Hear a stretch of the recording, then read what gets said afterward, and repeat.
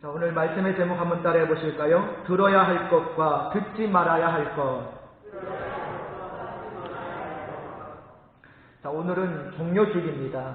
또 이번 주간을 고난주간이라고 그렇게 부르죠. 예수님의 고난은 오늘부터 시작이 됩니다. 기독교의 절기 가운데서 이 고난주간은 절기 중의 꽃이라고 할 수 있을 것입니다. 그만큼 이 고난주간은 그 의미가 너무나도 깊다라고 할 수가 있죠. 이 한 주간 동안 주님의 고난을 마음으로 묵상하면서 보낼 수 있기를 바랍니다. 그래서 오늘은 예수님이 재판을 받는 고난을 받으시는 모습을 생각해 보려고 합니다. 역사상 옳고 그름을 판결하는 재판은 많이 있어 왔습니다. 그리고 세기적인 그런 재판도 많이 있어 왔습니다. 그런데 오늘 본문에 나와 있는 이 빌라도의 재판처럼 유명한 재판은 없습니다. 이 빌라도의 재판이 그렇게 유명한 데는 두 가지 이유가 있기 때문입니다. 자, 먼저 첫 번째는 인간이 하나님을 재판하였다라는 거예요. 이 재판은 피조물이 창조주를 심판한 그런 재판이라고 할 수가 있죠. 세상을 구원하려고 이 땅에 오신 메시아가 세상으로부터 재판을 받은 것입니다.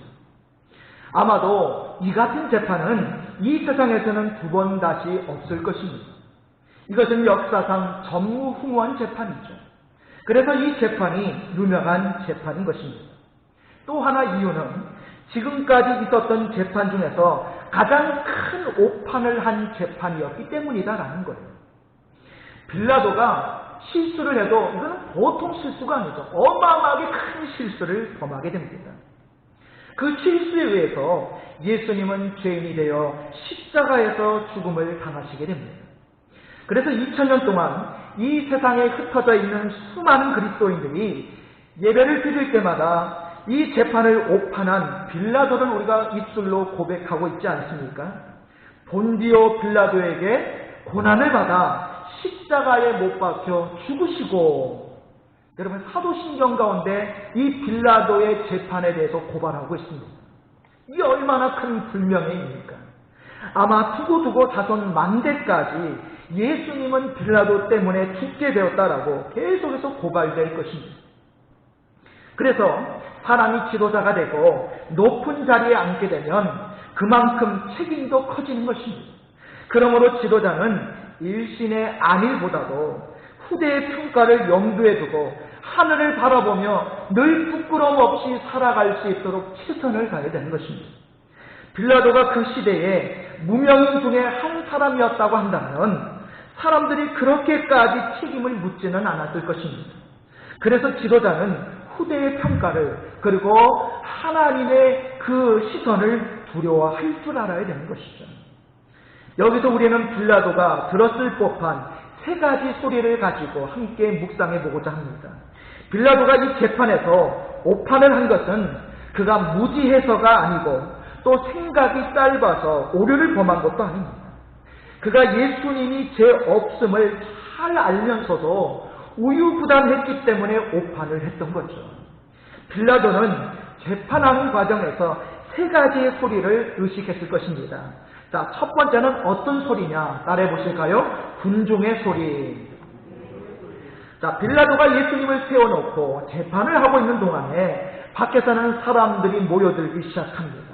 그리고 군중들이 소리를 질러대죠. 바라바를 석방하고 예수를 십자가에 못 박으소서. 바라바를 석방하고 예수를 십자가에 못 박으소서. 빌라도가 재판을 하면서 이 성난 군중의 소리를 듣고 있습니다. 당시에는 이 6월절 명절에 제수 한 명씩 특사로 풀어주는 그런 관례가 있었습니다. 우리나라도 뭐 8.15 특사 이런 게 있잖아요. 제수들을 그때 풀어주는 관례가 있는데 여기 6월절 명절에 한 명을 풀어주는 관례가 있어요. 그래서 사람들이 살인자 바라바를 석방하고 예수를 십자가에 못 박으라고 소리를 지르고 있습니다. 그 군중의 소리에 빌라도의 마음이 흔들리고 있어요. 어찌 보면 이것이 민주주의의 맹점이고 허점일 수도 있죠. 자, 이 세상에 민주주의처럼 좋은 정치 체제는 없습니다.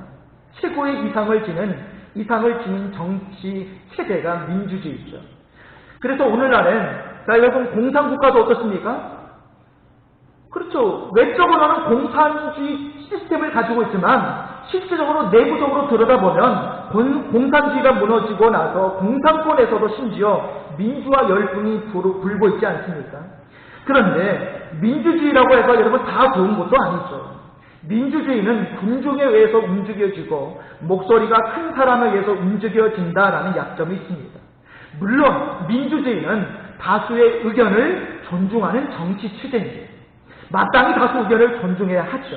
그런데 문제는 뭐냐? 다수의 의견이 언제나 항상 공정하고 옳고 정당하지만은 않다라는 것에 문제가 있다라는 거죠. 다수의 의견이라고 해도 옳지 못한 주장일 때는 존중되어서는 안 된다는 것입니다. 지금 밖에 모인 군중들은 살인자를 석방하고 그 대신 예수를 십자가에 못 박으라고 외치고 있습니다. 그 소리를 어떻게 들어줍니까? 그것은 있을 수 없는 요구입니다. 그런데 빌라도는 이 군중의 소리를 무시할 수가 없는 거예요. 이 성난 군중의 소리를 무시한다면 우선 자기의 자리가 위태로워질 수밖에 없는 거죠. 빌라도는 이 성난 군중을 안정시키고 자신이 관할하는 이 지역을 정말로 안정적으로 평정시키고 다스려야 될 책임이 있는 것입니다. 빌라도에게는 이 군중들의 협조가 무엇보다도 중요한 것이죠. 그런데 어떻게 그들의 요구를 무시할 수가 있겠습니까? 더구나 이 사람은 정치하는 사람이죠. 정치인은 군중의 소리에 약할 수밖에 없습니다. 자, 그렇다고 그 군중의 소리를 들어주면 죄 없으신 예수님이 죽어야 되는 거죠. 그러면 큰 죄를 범하게 되는 것입니다. 여기에 빌라도가 고민을 하게 됐죠. 자리를 지킬 것인가? 아니면 한 사람의 무고한 생명을 지켜줄 것인가? 여기서 빌라도는 심사숙고를 했을 것입니다. 그리고 이득을 놓고 이것저것을 서로 번갈아 보면서 저울질을 하게 되었을 것입니다. 그러다가 마침내 다수의 욕구를 충족시켜주는 쪽으로 마음을 정하게 됐죠. 그래야 자신의 정치적 입지가 유리하게 되기 때문입니다. 생각하다가 빌라도는 결국 예수님을 사형장으로 보내고 살인자 바라바를 대신 석방시키는 데 동의하게 됩니다. 그래서 빌라도는 두고두고 앞으로 이 세상이 끝날 때까지 전 세계에 흩어져 있는 모든 그리스도인들로부터 내 주 예수님은 빌라도 때문에 고난을 받았다라고 고발당하고 있는 것입니다. 얼마나 수치스러운 불명예입니까? 한 시대가 끝나고 세상 끝날까지 그렇게 고발당하게 될 것입니다. 두 번째로 오늘 빌라도가 들었던 두 번째 소리는 뭘까요? 자, 따라해 보실까요? 양심의 소리. 자, 빌라도는 군중의 소리를 듣고 나서 마음을 정하면서 자, 그때 양심의 소리도 듣게 되겠죠. 빌라도라고 양심이 없었겠습니까? 하나님은 세상 사람 모두에게 양심이라는 것을 주셨습니다. 세상을 살게 정직하게 살라고 바르게 살라고 다 양심을 주셨습니다. 그런데 이 양심은 살아가는 데 있어서 절대적인 기준이 되지 못할 때가 참 많죠. 양심은 때로 환경에 따라서 자신의 입장에 따라서 입지에 따라서 자꾸만 변하고 움직이기 때문입니다. 요한복음 16장 2절에 보면 이런 내용의 말씀이 나와요. 사람들이 너희를 출교할 뿐 아니라 때가 이르면 물은 너희를 죽이는 자가 생각하기를 이것이 하나님을 섬기는 일이라 하리라 라는 말씀이 나옵니다. 이를테면 앞으로 양심의 타락 시대가 올 것이다 라는 그런 예고죠. 양심이 타락하는 시대가 무서운 시대입니다. 그 시대가 바로 영적인 안목의 시대인 거예요. 그런데 그때가 이미 이 성경에서도 와 있었던 거죠. 며칠 전 예수님이 나귀 새끼를 타고 예루살렘에 입성하실 때만 해도 사람들이 나와서 예수님을 열렬히 환영했습니다. 환영도 그냥 환영이 아니고 예수님을 왕으로 임금으로 맞이하며 영접했던 사람들이 아닙니까? 사람들이 호산나 다윗의 자손이라고 노래를 부르면서 옷을 벗어서 땅에 깔고 그 위로 지나가시도록 하면서 환영을 했습니다. 이 같은 환영은 일찍이 없었던 특별한 의미를 갖는 환영이었죠. 여기 군중들이 호산나 하면서 노래를 부르며 환영했다라는 것은 큰 뜻이 있습니다. 여러분, 호산나라는 말은 아람어예요. 아람어로서 무슨 뜻을 가지고 있느냐면, 따라해 보실까요? 우리를 구원하소서. 자, 우리를 구원하소서, 이 말이 바로 호산나의 뜻입니다. 이 말은 예수님을 왕으로 고백한다라는 말이고, 메시아로 인정한다는 말이고, 이스라엘을 구원할 사람으로 그리고 구세주로 영접하고 있다는 뜻이죠. 이 말 속에 유대인들의 소망과 신뢰가 들어있음을 볼 수가 있는 것입니다. 그랬던 사람들이 오늘 이 종료주일에 그렇게 예수님을 열렬히 환영했던 그 사람들이 불과 2-3일 후에 가서는 그 입으로 뭐라고 얘기를 합니까? 예수를 십자가에 못 박으라라고 소리를 지르고 있다라는 거예요. 빌라도는 여기서 두 음성을 듣죠. 하나는 성난 군중의 소리입니다. 군중의 소리는 터무니없는 소리지만 그렇다고 무시할 수 없는 소리입니다. 군중의 도움이 없이는 정권 유지가 어렵죠. 그래서 빌라도는 이 성난 군중의 소리가 마음에 자꾸만 걸리는 거예요. 반면에 빌라도는 양심의 소리도 동시에 들었을 것입니다. 군중의 요구는 있을 수 없는 요구죠. 살인자를 석방하고 예수를 십자가에 못 박으라는 말도 안 되는 소리입니다. 가당치도 않은 소리입니다. 양심적으로도 용납할 수 없는 소리죠. 빌라도는 그런 양심의 소리를 분명히 들었을 겁니다. 이 요구는 절대로 들어줄 수 없는 요구죠. 그래서 빌라도는 고민합니다. 양심의 소리를 들을 것인가? 아니면 군중의 소리를 들을 것인가? 양심을 지키다니 자리가 불안하고 자리를 지키다니 양심이 괴롭습니다. 빌라도의 고민은 이해가 갑니다. 얼마나 심각한 고민입니까? 장래 문제와 직결된 문제죠. 이상을 따를 것인지 아니면 현실을 따를 것인지 그것이 문제입니다. 빌라도는 이렇게 고민을 하다가 결국에는 양심을 버리고 군중의 소리에 굴복하고 맙니다.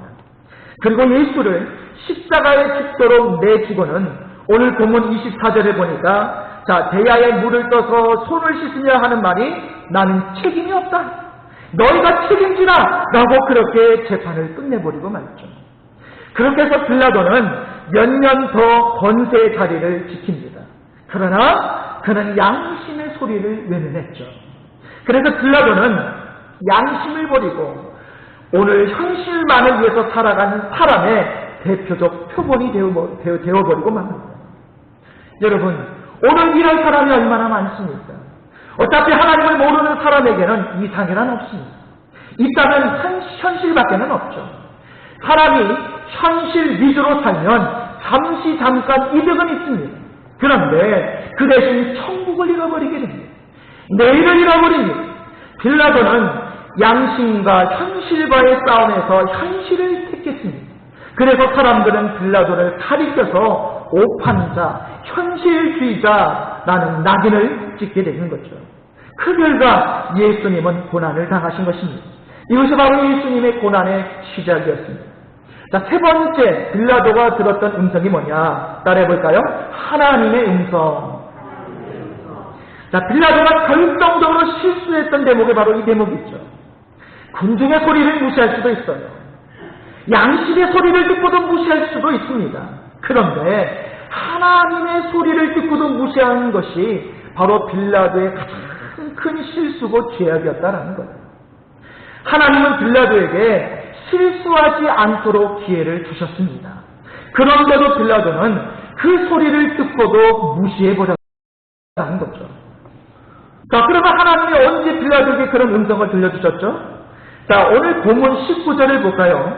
19절을 보면 빌라도가 재판석에 앉아서 예수를 재판하고 있을 때에 빌라도의 부인이 사람을 들여보냈죠. 그리고 간밤에 꿈꾼 이야기를 전해주는데요. 우리 19절 말씀을 같이 읽어보겠습니다. 총독이 재판석에 앉았을 때에 그의 아내가 사람을 보내어 이르되 저 오른 사람에게 아무 상관도 하지 마옵소서. 오늘 꿈에 내가 그 사람으로 인하여 애를 많이 태웠나이다 하더라. 지금 이 빌라도의 부인이 간밤에 꾸었던 꿈 이야기를 하면서 예수님을 향해 뭐라고 얘기합니까? 저 사람은 어떤 사람이에요? 옳은 사람. 지금 빌라도의 부인이 빌라도에게 예수님은 옳은 사람이다라고 이야기하죠. 그러면서 옳은 사람에게 아무 상관도 하지 마옵소서. 아무 상관도 하지 말라라는 것은 털끝 하나, 손끝 하나 대지 말라라는 그런 지금 요청을 하고 있는 거죠. 이게 누구의 음성입니까? 이게 빌라도의 부인의 음성입니까? 하나님의 음성이었다라는 거예요. 여러분, 빌라도는 어떻게 보면 아주 영적으로는 우둔한 사람이라고 할 수 있죠. 그러면서도 지극히 현실적인 사람입니다. 그래서 하나님은 그에게 환상을 보여주지 않으신 거예요. 눈앞의 이익만을 중시하는 현실적인 것만 중시하는 사람에게는 하나님의 영적 계시가 임할 수가 없죠. 왜? 임해도 깨닫지를 못하기 때문에 그렇습니다. 그래서 지극히 현실적인 사람에게는 이런 하나님의 영적 계시, 환상이 잘 나타나지 않는 거죠. 대신에 하나님은 빌라도의 부인에게 꿈을 통해서 하나님의 음성을 들을 수 있도록 꿈을 통해 환상을 보여주셨던 거죠. 꿈 속에서 예수님을 보여주신 것입니다. 그 예수님 때문에 애를 많이 쓰는 환상을 보여주신 것이죠. 그래서 이 빌라도의 부인이 남편을 향해서 예수님에게 해를 입히지 말라라고 신신당부하고 있는 거예요. 여러분, 옛날부터 전해 내려오는 망고의 진리가 있습니다. 누구 말을 잘 들으면? 부인 말을 잘 들으면, 그렇죠? 부인 말을 잘 들어야 돼요. 저부터 회개합니다. 부인 말을 잘 들어야 되는데 참 잘 안 듣는 게 남편들이죠. 근데 여기 보면 오늘 빌라도가 이 부인 말을 잘 들었어야 돼요. 부인 말만 오늘 잘 들었어도 그의 인생과 후대 평가가 완전히 달라졌을 거예요. 여러분, 빌라도가 지각이 있는 사람 같았으면 그 말을 그렇게 무시할 수가 없었을 것입니다. 빌라도는 그것을 하나님의 음성으로 들었어야 됩니다.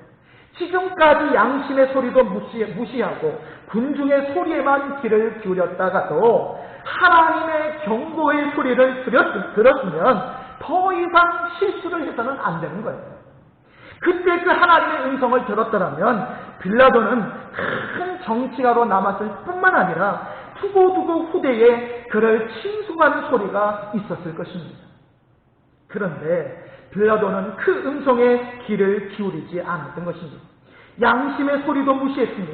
그리고 군중의 소리에만 오직 귀를 기울였던 거죠. 현실에서 들려오는 소리에만 민감하게 그렇게 대처했습니다. 이것이 바로 비극이죠. 그 결과 빌라도는 결코 씻을 수 없는 오판자로 낙인이 찍히고 말았습니다. 여러분, 빌라도의 그 이후의 인생은 어떻게 되었을까요? 잘 모르시죠? 문헌을 보면 기록이 나와 있는데요. 이 빌라도는 군중들과 야합해서 이렇게 예수님을 십자가에 못 박혀 내어주고는 그 후 5년 더 재직을 하면서 그 자리를 유지했다고 합니다. 그런데 그러다가 결국 주후 35년에 유대인들이 일으킨 소요를 진정시키지 못해서 바로 해임이 돼요. 해임이 돼서 로마로 수환을 당하게 되고 본국으로 돌아가서 자살로 생을 마감했다라고 그렇게 문헌에서 전해지고 있습니다. 여러분 보십시오. 알고 보면 그도 별로 명예 쓰리지 못하게 인생의 끝을 맞이하고 말았죠. 그 잠깐의 이득 때문에 자기 다리 지키더라고 예수를 십자가에 못 박게 만든 그 인생의 결과는 처참한 종말로 끝나고 말았다라는 거예요. 부질없이 자리에만 연연하다가 그만 이름만 더럽히고 평생 아니 후손 대대로 명예만 더럽히고만 인생이 되고 말았습니다. 우리도 남의 이야기만 할 때가 아닙니다. 현재 우리들도 세상에서 들려오는 별의별 소리를 다 듣고 살아가고 있기 때문입니다.